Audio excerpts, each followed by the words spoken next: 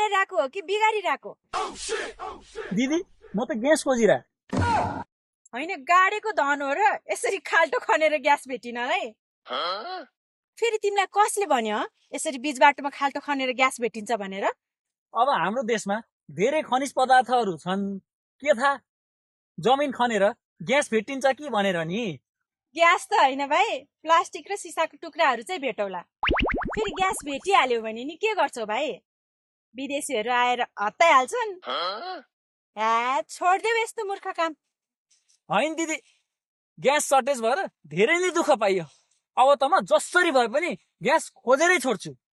Gas खोजेर तेल mafia नै बन्ने विचार छ कि क्या हो?